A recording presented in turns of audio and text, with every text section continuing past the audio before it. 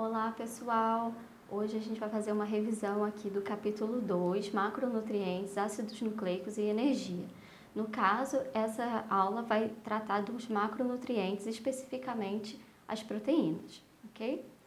Bom, a gente já estudou as proteínas e a gente sabe que elas são formadas por aminoácidos, certo? Bom, e qual que é a estrutura geral do aminoácido? Ele é formado por um carbono central.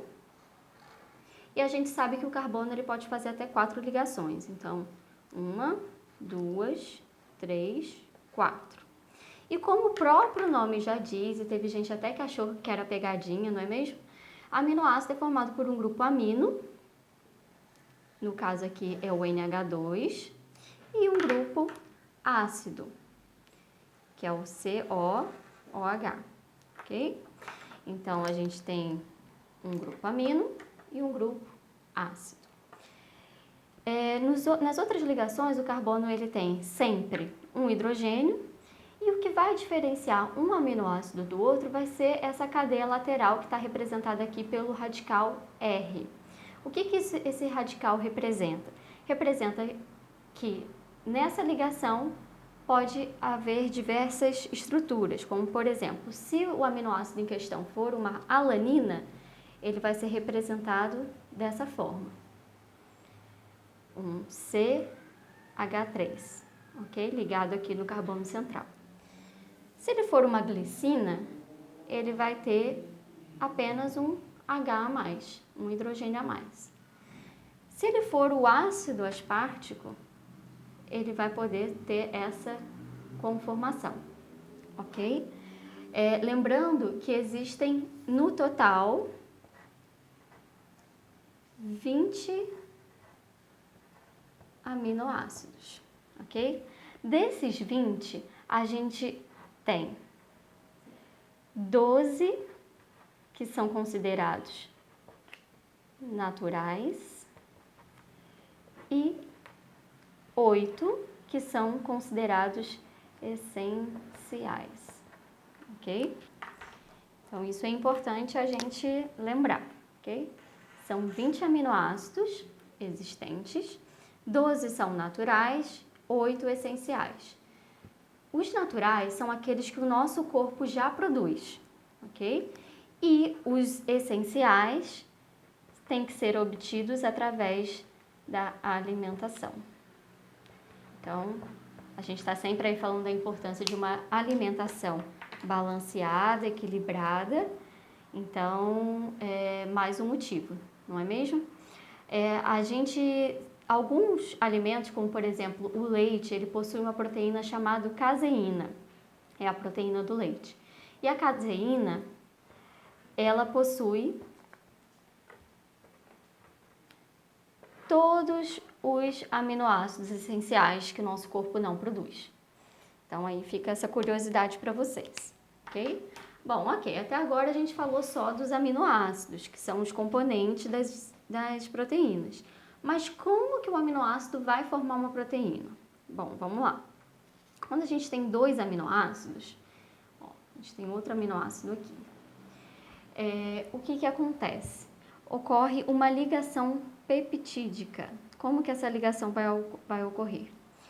Sempre a ligação peptídica vai se dar pelo grupo amino de um aminoácido e o grupo ácido do outro aminoácido, né? Então, o ácido carboxílico com a amina, ok? Podia ser o ácido carboxílico desse com o grupo amino desse, ou o grupo amino desse com o ácido carboxílico desse, não importa, ok? Então, vamos fazer aqui como que ocorre essa ligação peptídica, que forma a proteína. Bom, quando esses dois grupos eles se aproximam, ocorre uma atração muito forte desse H aqui por esse O. E aí, quando ocorre essa ligação, essa atração, o que acontece? O carbono acaba se ligando com o nitrogênio e é formado, então, uma molécula de água, ok? Então, a molécula de água é formada pelo hidrogênio do grupo amino com o oxigênio e hidrogênio do grupo carboxílico do outro aminoácido, ok? Então, assim ocorre a ligação.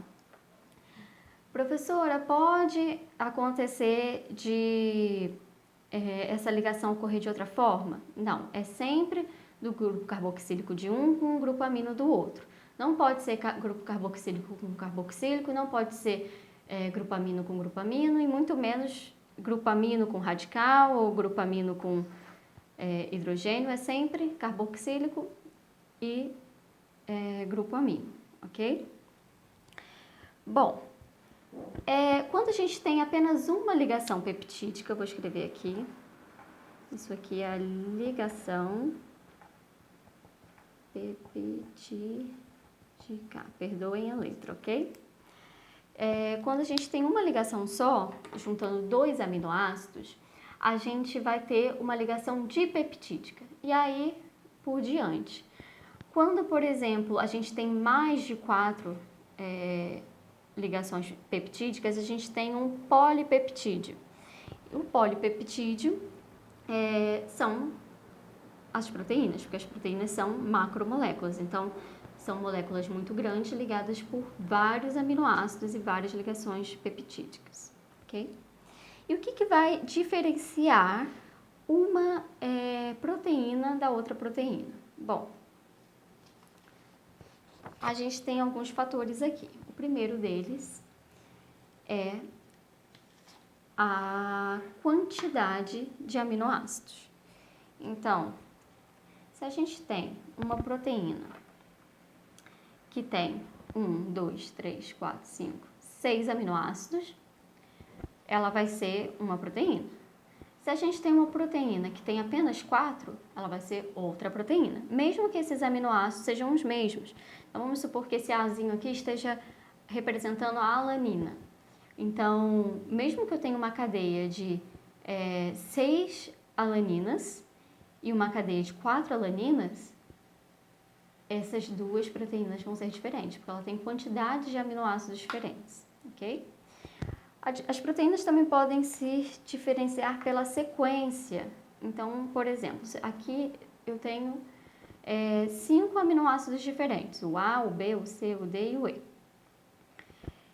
Se eles estão dispostos nessa sequência, ele vai se formar uma proteína. Se ele estiver disposto nessa sequência aqui, C, A, D, E, B, vai formar outra proteína.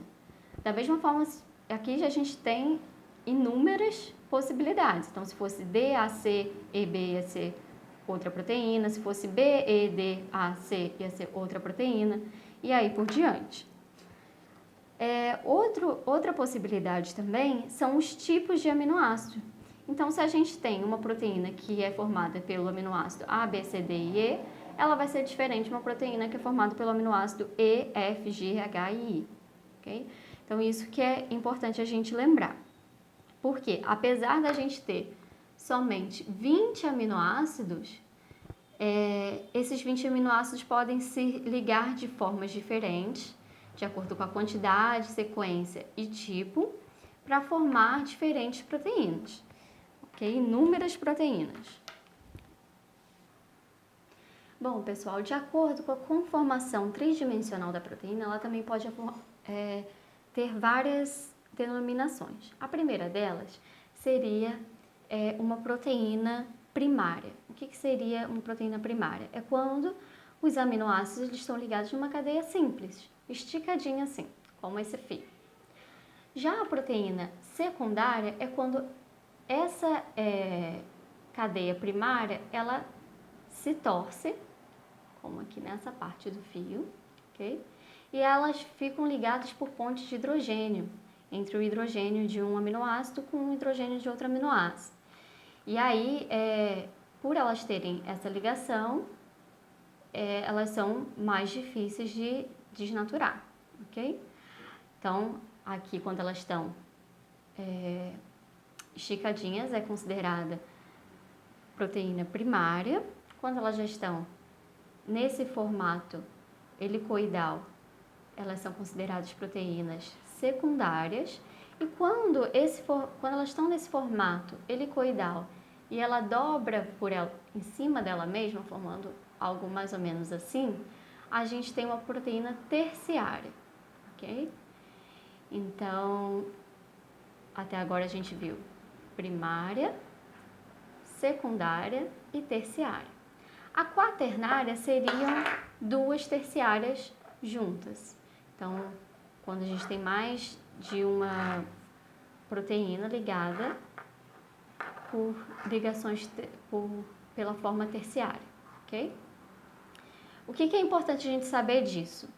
Que é muito mais fácil uma proteína desnaturar quando ela está nessa conformidade, porque os aminoácidos estão todos alinhados, do que, por exemplo, em uma estrutura terciária, concorda? Porque para eu quebrar essas pontes de hidrogênio, eu vou ter muito mais trabalho do que se ela estiver só na estrutura primária. Bom, pessoal, agora falta o último tópico para a gente falar na aula de hoje, que seria as funções da proteína. Então, as proteínas, elas desempenham diversas funções no nosso corpo. Entre elas, a gente tem a função estrutural. Então, as proteínas, elas estão presentes nas nossas células. Ela tem função também de defesa. As imunoglobulinas, elas são proteínas, então elas, nossos anticorpos, ok? Na contração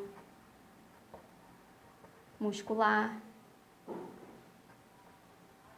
a actina e miosina, que são proteínas que participam da contração muscular, elas são proteínas.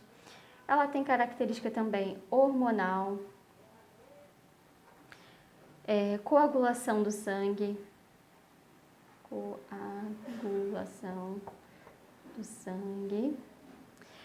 hipermeabilização de superfícies, transporte de gases respiratórios e função enzimática, que a gente vai ver na próxima videoaula, ok? Então, é isso. Qualquer dúvida, vocês podem entrar em contato.